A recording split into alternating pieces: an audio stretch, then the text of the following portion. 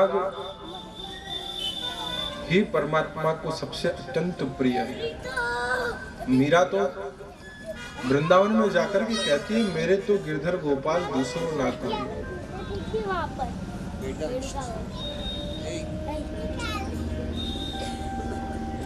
दुनिया को रिझाने के लिए राग चाहिए और परमात्मा को रिझाने के लिए अनुराग चाहिए। स्वामी हरिदास जी मीरा से कहते हैं कि मीरा, तुम्हारा जो गायन था, तुम्हारा जो पद था, यह राग में नहीं था।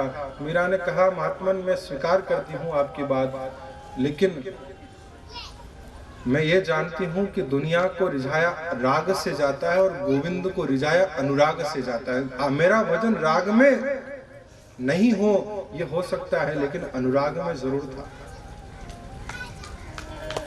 तो ये भाव मनुष्य शरीर के द्वारा ही सिद्ध हो पाए हैं। ये भाव मनुष्य जन्म पाकर के ही व्यक्ति जो है जिन्हें प्राप्त कर सकता है। इसलिए मनुष्य शरीर को प्राप्त करना अपने आप में एक उपलब्धि है।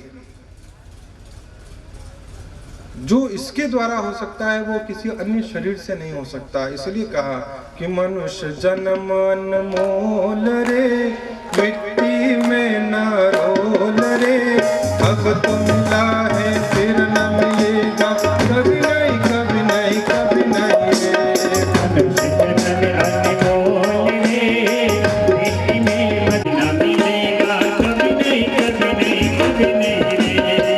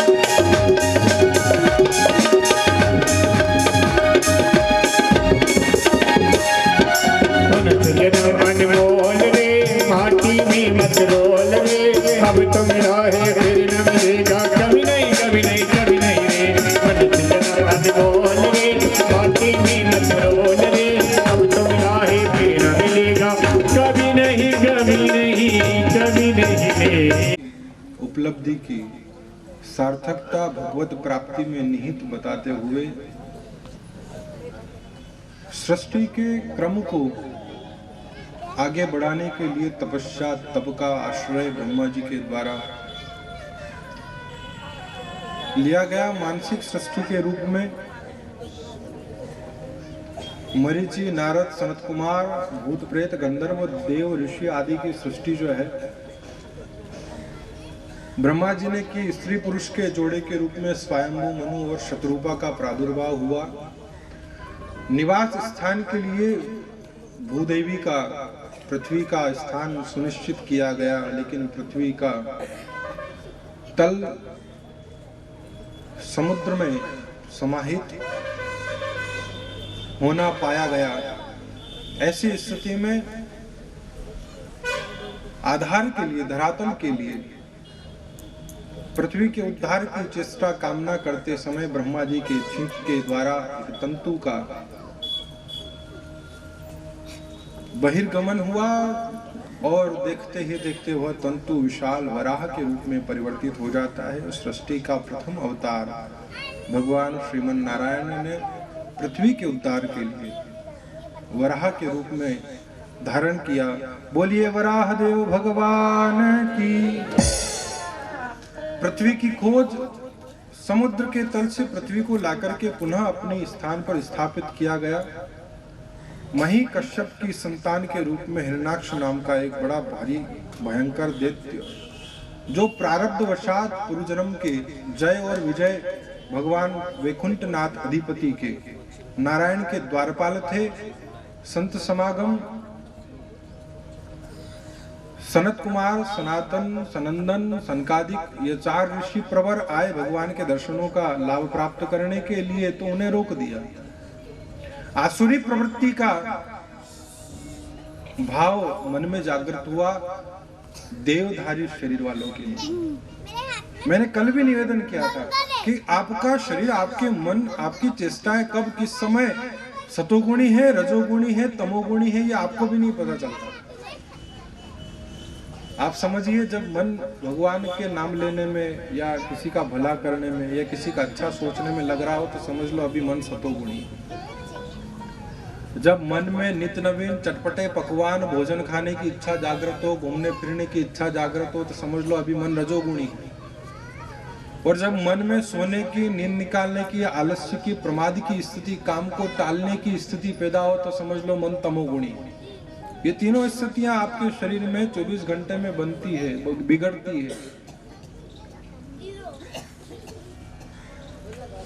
यहाँ इन भगवत पार्षदों के मन में तमोगुणी वृत्ति जागृत होगी। अब साफ ये संभव नहीं है, लेकिन भगवान की लीला होइए सोई जो राम रचि राखा। जिसकी माया के वशीभूत होकर ब्रह्मा आदि देवता भी जिसे परखने की भूल कर बैठते हैं।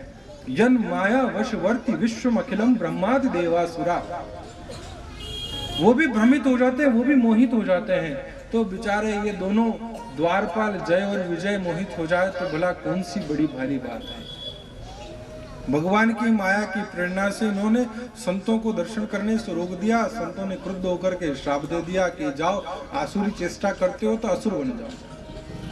चरणों में गिरे, क्षमा प्रार्थना करी, बाहर हो रहे हो हल्ले को सुनकर के वैकुंठ नारायण बाहर पधारे। क्या हुआ भैया, क्यों झगड़ रहे हो आपस में, क्या बातचीत हो गई? कहा कि आपके द्वारपाल हमें आपके दर्शनों से रोक रहे हैं। भगवान के दर्शनों से रोकने वाला तो असुर हो सकता है, देवता तो कहलाने लायक योग्य है नहीं। तो हमने इन्हें असुर होने का श्राप दे दिया, राक्षस बन जाओ। भगवान ने कहा इनका अपराध तो मेरा अपराध है, गलती मेरी है। सेवक नौकर यदि कोई गलती करे, त्रुटि करे, तो वह स्वामी का अपराध है। निवारण कि यदि प्रेम से बजाएंगे, भक्ति भाव से बजेंगे तो 7 जन्म में, और वैर विरोध से बजेंगे तो 3 दिनों में वापस छुटकारा हो जाएगा, असुर शरीर से मुक्ति मिल जाएगी। इन्होंने कहा किसी भी प्रकार से भजना तो परमात्मा को ही है, और परमात्मा को भज करके यदि दूर रहा जाए तो वह दूरी किस काम है। हम तो भगवान को बेर से बजेंगे ताकि जल्दी से जल्दी वापस परमात्मा के पास पहुंच पाए।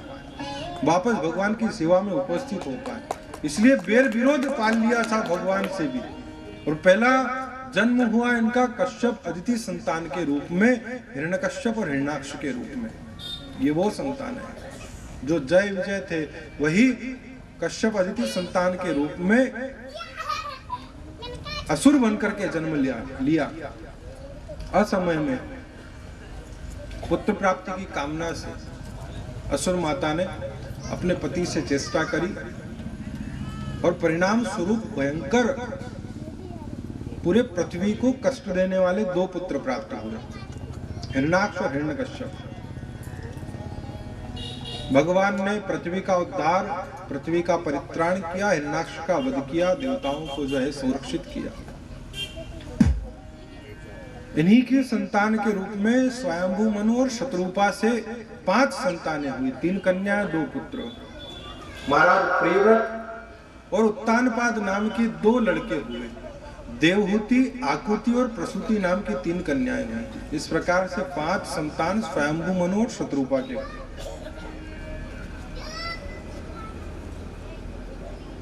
कर्दम ऋषि जो बड़े तपस्या से, बड़े भाव से, बड़े प्रेम से, बड़े मनोयोग से भगवान की सेवा में, भगवान की तपस्या में भगवान को प्राप्त करने के लिए पुरुषार्थरत हैं, प्रयासरत हैं, प्रार्थनारत हैं।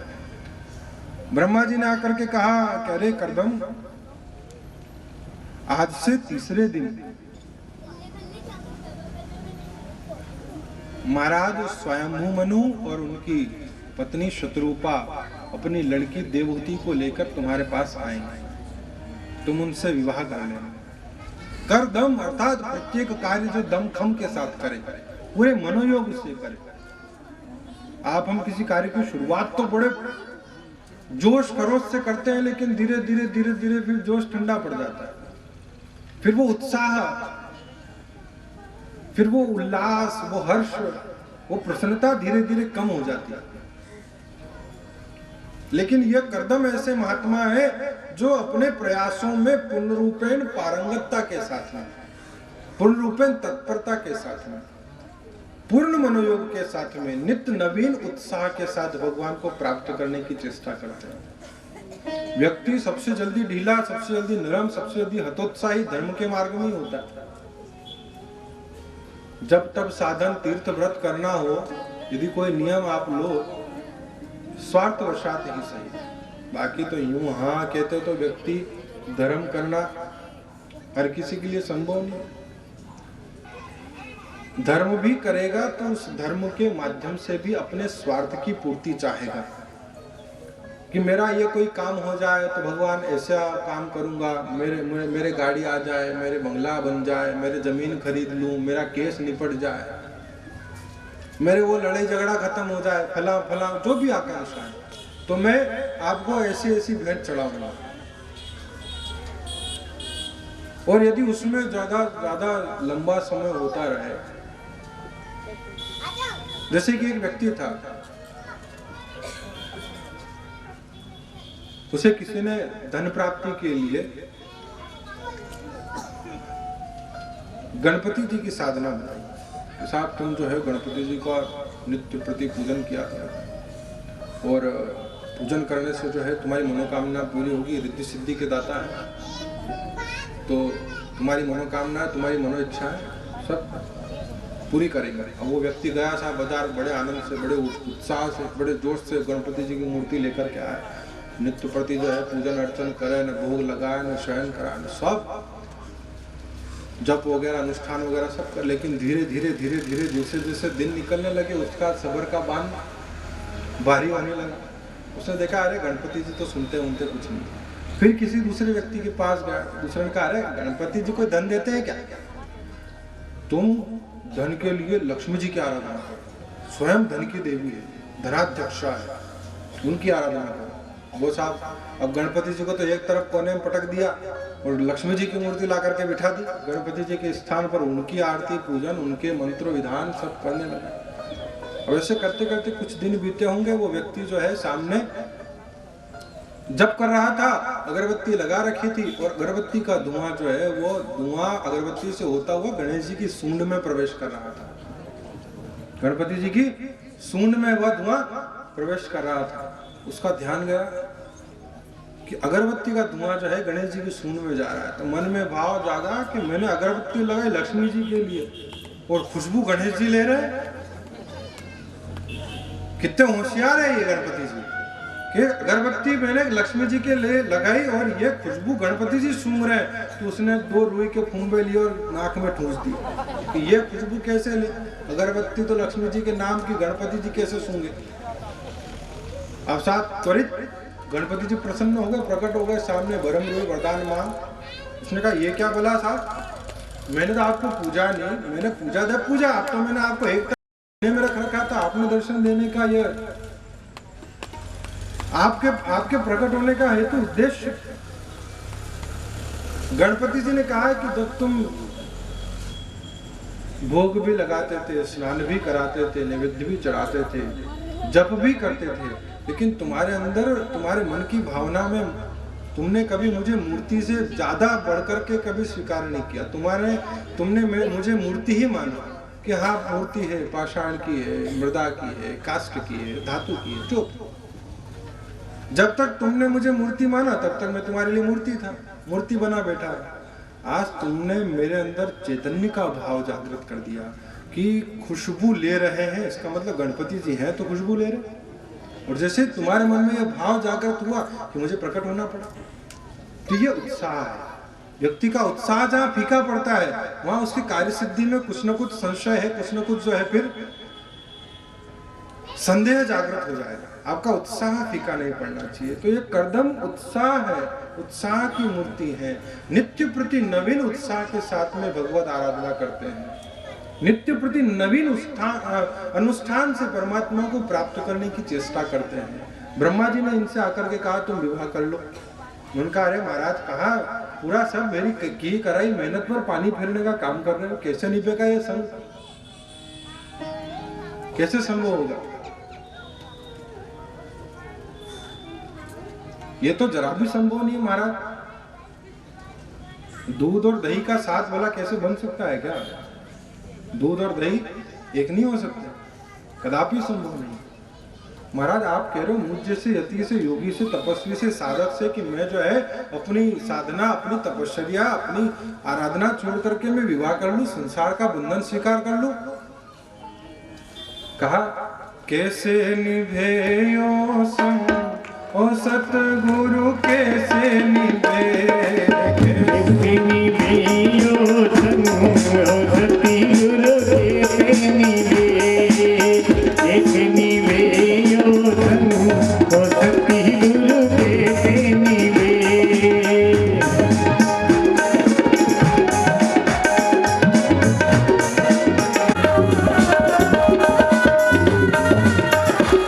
ओ पानी में धुली जाए रंग ओ सतगुरु, कैसे निभे। पानी में धुली जाए रंग ओ सतगुरु, कैसे निभे।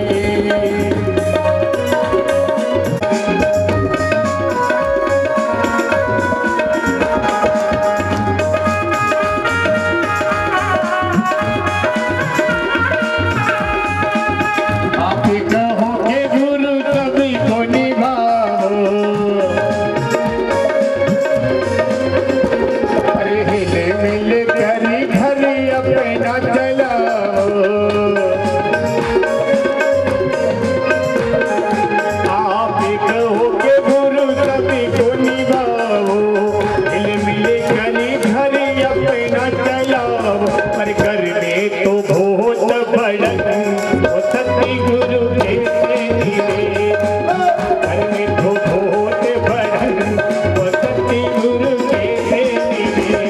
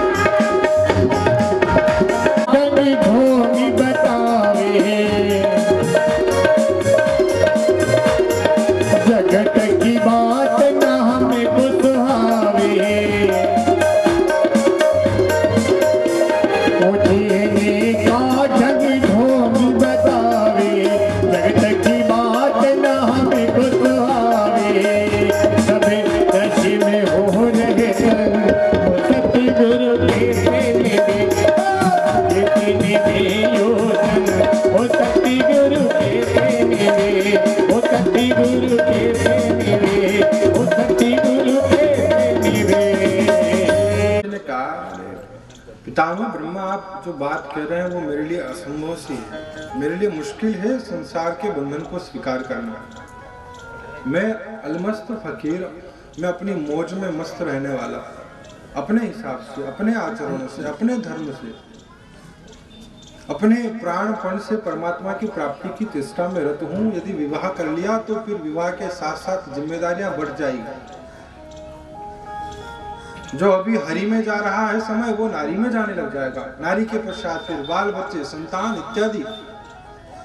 तो मेरा समय भगवान के प्रति ना होकर के ये संसार में व्यतीत होने लगेगा। आप मुझे इस कष्ट से बचाएं। ब्रह्मा जी ने कहा, जिस परम तत्व को प्राप्त करने के लिए, जिस परम पिता को चाहने की कामना तुम्हारे अंदर है, वह परम पिता तुम्हारा पुत्र बनकर के तुम्हारे घर के आंगन में खेलना चाहता है। जिसे तुम पिता स्वरूप में प्राप्त करना चाहते हो, वह तुम्हें पुत्र रूप में मिलने के लिए तत्पर है, तैयार खड़ा है तुम्हारे घर के द्वार के आंगन के बाहर। तपस्या से तो न जाने कितने वर्ष लग जाएंगे प्राप्त करने में, लेकिन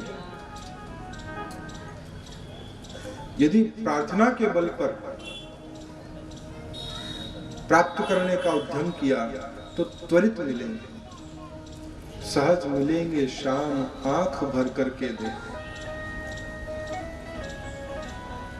भगवान को रिझाने के लिए कोई अन्य पुरुषार्थ, अन्य कोई प्रयास, अन्य कोई साधनों की आवश्यकता नहीं। महात्मा तो कहते हैं, भक्ति भाय करतार जोग तप रीझे नाई, श्रुति स्मृति को जो खोज एकादश माई। भागवत का एकादश स्कंद पूरा भक्ति ज्ञान वैराग्य के ऊपर आधारित बताया गया है।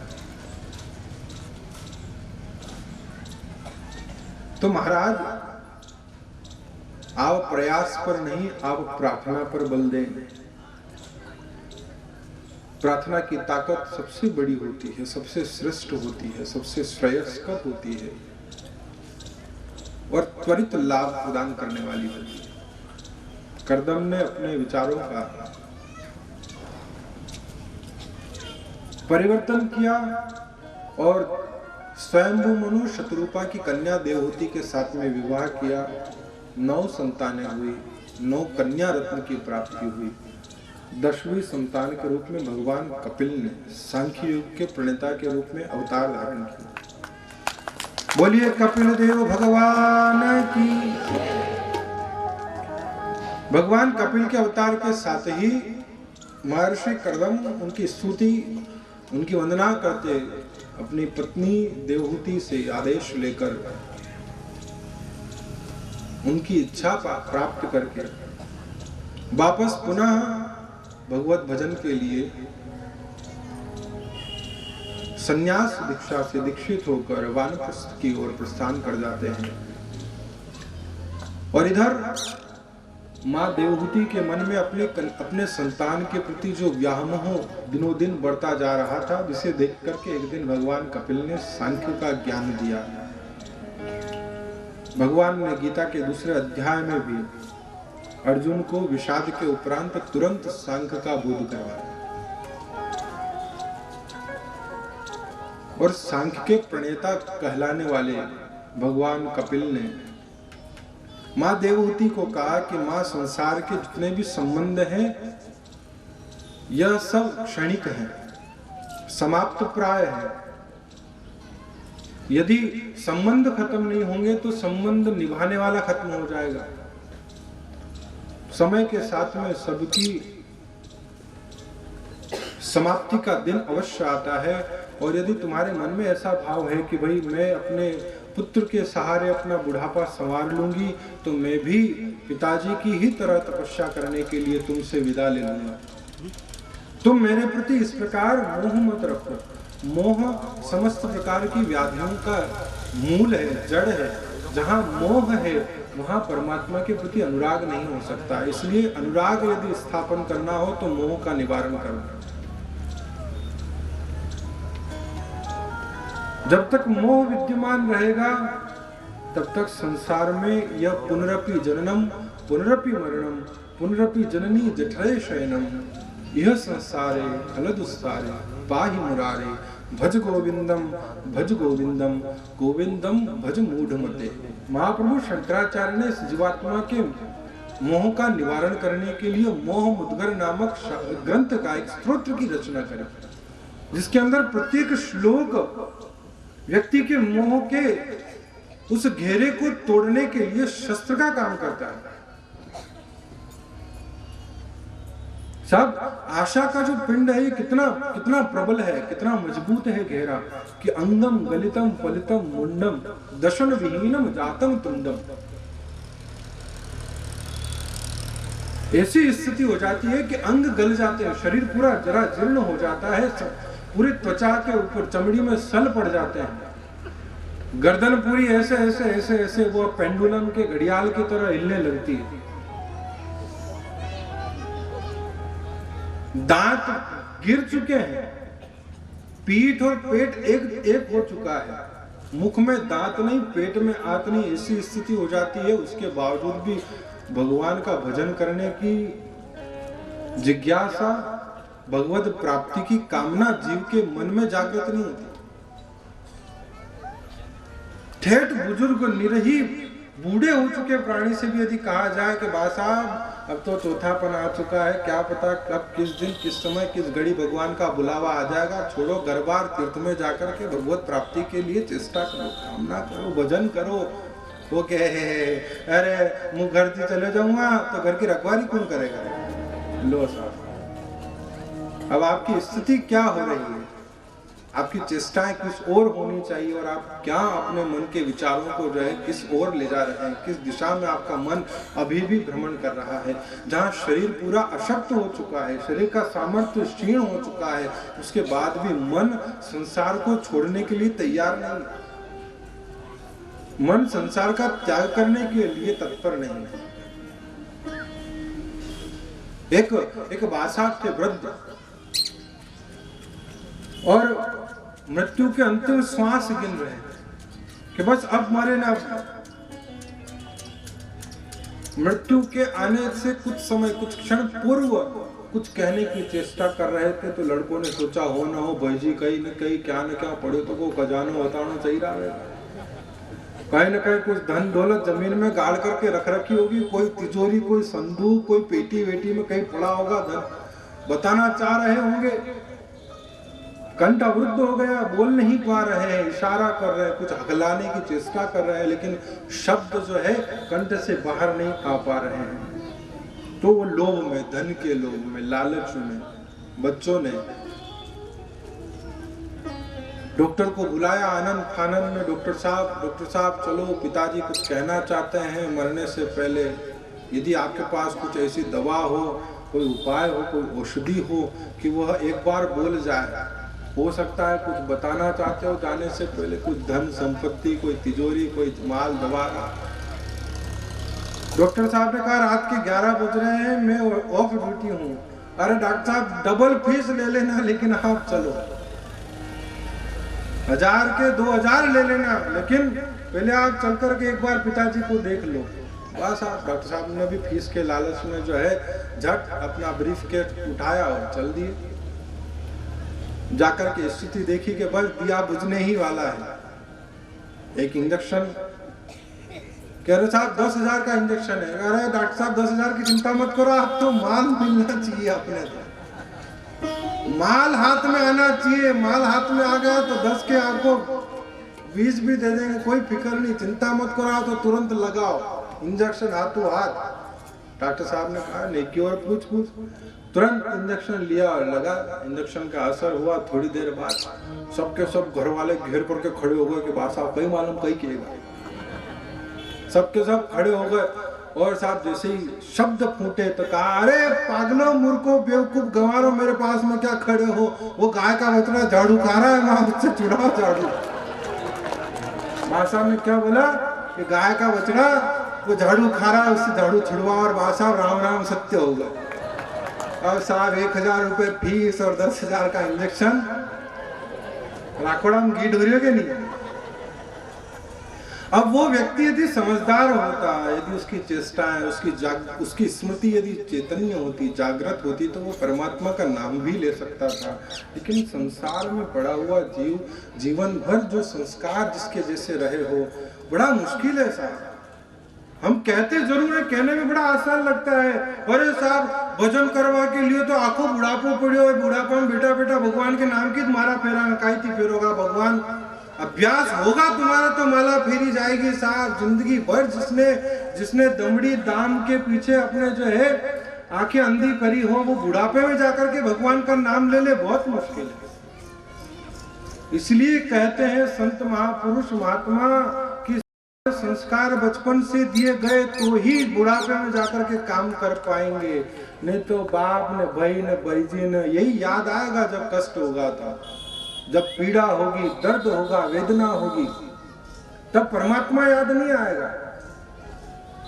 तब बाप रे भाईजी रे ओ मारे यही याद करोगे, क्योंकि अभ्यास ही इनका रहा है। यदि परमात्मा के नाम का अभ्यास होगा तो मुसीबत में परमात्मा याद आएगा, तो मुसीबत में भगवान के नाम का स्मरण बन पड़ेगा साथ। नहीं तो आप मुझे बताइए, मृत्यु इतनी कष्टकारी है, सहजता से प्राण नहीं निकलते हैं, प्राण निकाले जाते हैं। शरीर छोड़ना और शरीर का छूटना दोनों में बहुत अंतर है। महात्मा शरीर छोड़ते हैं, शरीर का त्याग करते हैं। लिखा जाता है ना, किसी सत्पुरुष के, किसी महात्मा के निर्वाण के उस पत्रिका में ये नहीं कहा जाता कि देहावसान हो गया है, देह त्याग कर दिया गया है। त्याग वही कर सकता है जिसने उस वस्तु के प्रति मन में राग नहीं रखा, जिसका उससे लगाव नहीं हो, वो त्याग कर सकता है साहब। महात्मा संत सत्पुरुष ये इस शरीर को भी अपना नहीं मानते, इसलिए वह इसकी आवश्यकता, इसकी सार्थकता, इसका समय पूरा होने पर इसे त्याग करके, इसे छोड़ करके चले जाते हैं। और आप हम जैसे सांसारिक जीवों से तो छुड़वाया जाता है यमराज के द्वारा कि चल बेटा निकल, हो गया तेरा काम, हो गया तेरा समय पूरा।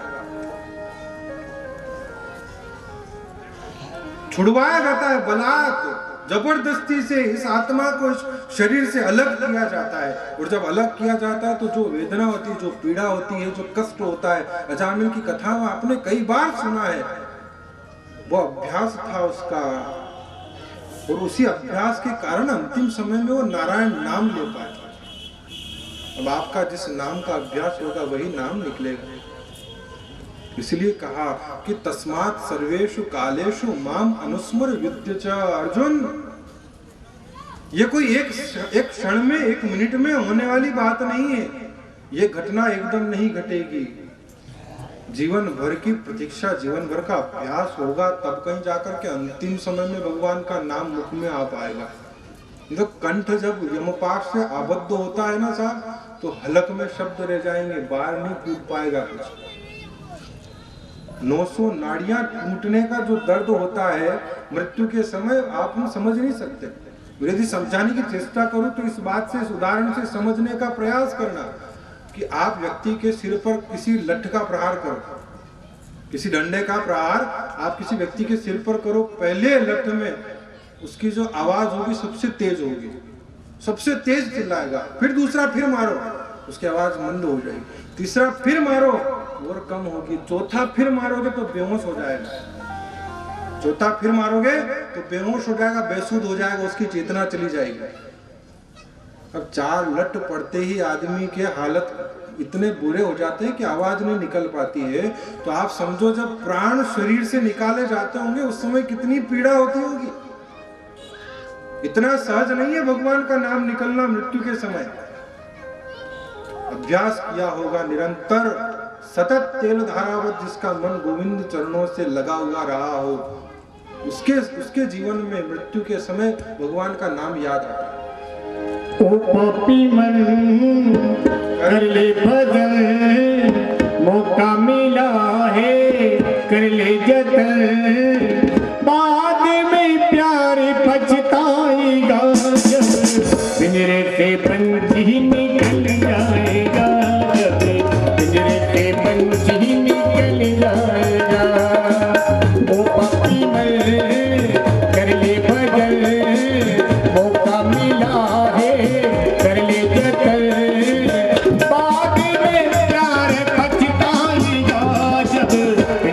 के पंछी निकल जाएगा, जब पिंजरे के पंछी निकल जाएगा।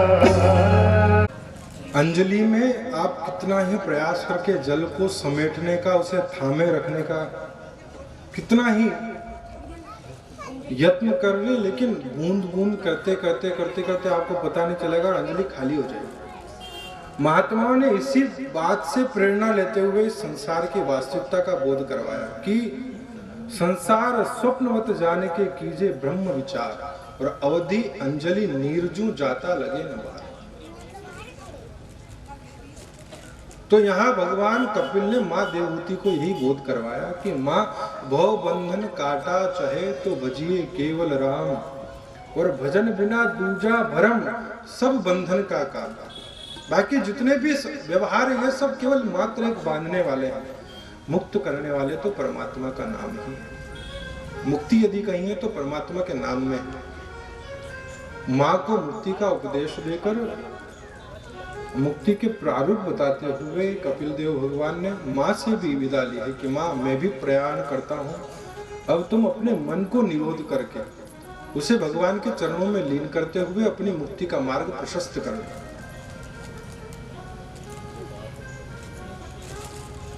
मनुकन्याओं के वंश वर्णन में जहां एक और परमार्थ का कार्य,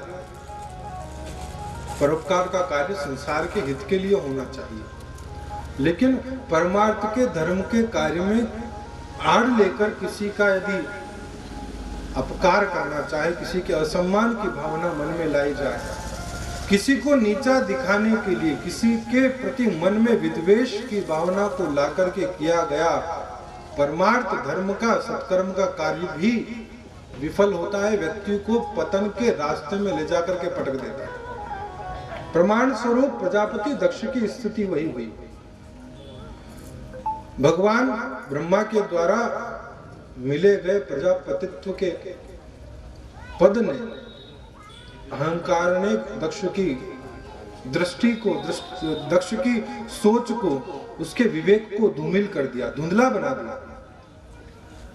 भगवान शिव से, महादेव से वैर रखा, और वैर भी ऐसा रखा कि सबको स्थान दिया अपने यज्ञ में। यज्ञ का अनुष्ठान परमार्थ के लिए किया जाता है, सत्कर्म है, पुण्य है, धार्मिक कृत्य है, लेकिन धार्मिक कृत्य के पीछे जो उद्देश्य था, वो उद्देश्य था महादेव को, रुद्र को नीचा दिखाना। शिव का स्थान नहीं दिया, भगवान शिव को उस रुद्र के भाग से वंचित रखा। परिणाम स्वरूप वीरभद्र के हाथों यज्ञ विध्वंस कर दिया गया। देवताओं का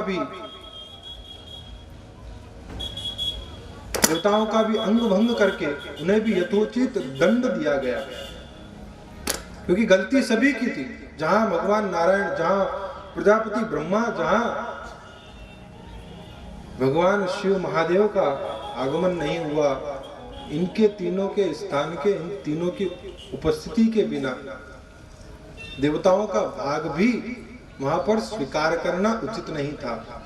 लेकिन फिर भी लोभ में, लालच में, प्रजापति के, दक्ष के द्वारा आमंत्रित किए जाने पर मिलने वाली विपुल भेंट के कारण सबके सब देवता लालच में पहुंच तो गए, लेकिन वीरभद्र के कोप का भागी होना पड़ा, अंग भंग कर दिए गए। और दक्ष के उस अभिमान को धारण करने वाले मस्तक का शिरोच्छेद करके यज्ञ के हवन कुंड में होम कर दिया गया। महादेव, आशुतोष, दक्षिणामूर्ति शिव को प्रसन्न किया गया। भगवान ने प्रसन्न होकर के पुनः दक्ष का नया सिर लाकर के लगाने की बात कही, तो कहा कि जो भी दक्षिण दिशा की ओर प्राणी जीवित मिले उसका सिर काट करके लगा दो। अब संसार का सबसे बड़ा जो है साहब, सबसे बड़ी समस्या जो है ये अहम है। और ये अहम क्या कहे साहब, ये अहम का वहम ही इंसान को जो है इस भ्रम में लगता है जिंदगी भर कि मैं हूं होए रया संत दास जग माए। इस पूरे संसार के अंदर जो लड़ाई है, जो झगड़े हैं, जो फसाद है, वो सब इस अहम के कारण, अहंकार के कारण। मैं बड़ा मोसे बड़ा न कोई, और मैं ऐसा मंदिर रचूं जो सबसे ऊंचा हो, सबसे ऊंचा होए होड़ मेरी कुण करी है। मैं ऐसे भवन का मैं फला कर दूं, मैं डिमका कर दूं, मैं अमका कर दूं, पता नहीं क्या क्या चेष्टाएं व्यक्ति इस अहंकार को पुष्ट करने के लिए, अहंकार के पोषण के लिए, जगत दिखावे में न जाने क्या क्या चेष्टाएं करता रहता है। लेकिन संत सत्पुरुष कहते हैं कि मैं हूं होए रया संत दास जगमाए, और मुआ पीछे रोए दे और जोर कुछ ना। मरने के बाद में खाली रोना ही हाथ लगे और कुछ हाथे पल्ले पड़ने वाला नहीं था। यहाँ दक्ष के पास प्रजापति का पद था, वह अहंकार था, वह घमंड था, और उस अहंकार ने, उस घमंड ने पतन करवा दिया और बकरे का सिर लगाना पड़ा। पश्चाताप हुआ, महादेव को जगत वंद्य मान करके क्षमा प्रार्थना करी और शीघ्र ही अपना उस देह का त्याग कर दिया। प्रथिताओं के मारीचा नाम की पत्नी से वापस दक्ष प्रजापति का पुनर्उद्भव होता है। आगे की कथा में आप श्रवण करेंगे। तो तात्पर्य है, कथा हमें इस बात की ओर अवलोकन करने की दृष्टि देती है, समझ देती है कि संसार में अभिमान तो रावण सरीख है, बलवान का भी, योद्धा का भी नहीं टिका। उसका भी अहम का वहम एक दिन धूमिल हो गया, धूल दूषित हो गया, जिसके पास अरब खरब की संपदा, उदय अस्त का राजत्व, विपुल ऐश्वर्य था, विपुल संपदा थी, भगवान शिव के द्वारा दी हुई वह कुबेर की नगरी लंका का राज जिसे प्राप्त था, 14 चौकड़ी, सतयुग त्रेता द्वापर कलयुग एक बार बीते, ये एक चौकड़ी ऐसी 14 बार बीत जाए, उन 14 चौकड़ियों का राज जिस रावण को मिला था उसका भी अभिमान नहीं टिक पाया साहब। तो आप हम जैसे साधारण मनुष्य क्या लें। भागवत हमारे जीवन को, हमारे विचारों को सुव्यवस्थित करती है, दिशा प्रदान करती है कि किस दिशा में हमारे विचार होने चाहिए। यह कथाएं हमें इसी बात से प्रेरित करती है। तो निरभिमान होकर के भगवत प्राप्ति की उस प्रयासरत वंशज हुए हैं ध्रुव। महाराज स्वयंभू मनु के बड़े बेटे थे प्रियव्रत, लेकिन प्रियव्रत ने राज्य का उपभोग करना स्वीकार नहीं किया। कह दिया पिताजी मैं राज्य भोग करने के लिए जन्मा नहीं हूं, मैं तो प्रभु प्राप्ति के लिए इस मानव देह को, इस मानव जीवन को सार्थक करना चाहता हूं। भगवत प्राप्ति के उद्देश्य में इतने तल्लीन थे कि भगवान से प्रार्थना करते हुए भगवान की कथाओं को सुनने के लिए 10,000 कर्णेंद्रियों का इन्होंने सामर्थ्य मांगा कि प्रभु आपकी कथाओं को सुनने के लिए मुझे इतनी क्षमता प्रदान करें। बड़े बेटे थे लेकिन राज्य को स्वीकार नहीं किया, तो तानपाद छोटे लड़के को राज्य का अधिकारी बनाया। 2 पत्नियां सुरुचि और सुनीति, दोनों के एक एक लड़का, एक का नाम उत्तम एक का नाम ध्रुव। सुरुचि से उत्तम हुए और सुनीति से ध्रुव हुए। समय के साथ ध्रुव एक दिन अपने पिता की गोद में अपने भाई उत्तम को देख करके स्वयं बैठने की चेष्टा करते हैं, तो सौतेली माँ हाथ पकड़ करके रोक देती है कि यदि पिता की गोद में बैठना है तो मेरी कोख से जन्म ले। महाराज उत्तानपाद कुछ कह नहीं पाए, कुछ बोल नहीं पाए, सुरुचि का प्रतिकार नहीं कर पाए, उसकी बात की खंडना नहीं कर पाए कि तुम जो कह रही हो यह सत्य नहीं है, यह भी मेरा ही अंश है, मेरी ही औलाद है।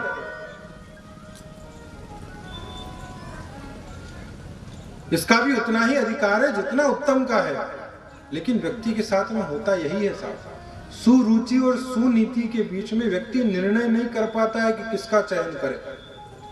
पक्ष पलड़ा सदैव सुरुचि का भारी रहता है। सुरुचि अर्थात जो मन को पसंद हो। आपको अच्छा खाना पसंद है, आपको अच्छा पहनना पसंद है, आपको अच्छा सोना उठना बैठना पसंद है, आपको अच्छा घूमना फिरना पसंद है, और नीति कहती है कि नहीं साहब अच्छा बोलो, अच्छा सोचो, अच्छा कहो, अच्छा सुनो। उतरती है ये बात सुनने में जितनी आसान है, करने में उतनी कठिन लगती है। सत्कर्म सतपंथ के बारे में सुनना हमें बड़ा अच्छा लगता है, भगवान की कथा सुनना सबको अच्छा लगता है, लेकिन भगवान की कथाओं में जो कहा गया उसका पालन करने के नाम पर हम शून्य। तो रुचि और नीति दोनों अपने अपने स्थान पर हैं, लेकिन उसमें से चयन जीवात्मा सदैव रुचि के अनुसार करता है। भोजन भी होता है ना, तो आजकल क्या होता है स्वरुचि भोज होता है, नहीं होता था आपके यहाँ पर आयोजनों में, सामाजिक कार्यक्रमों में स्वरुचि भोज, अपनी रुचि का।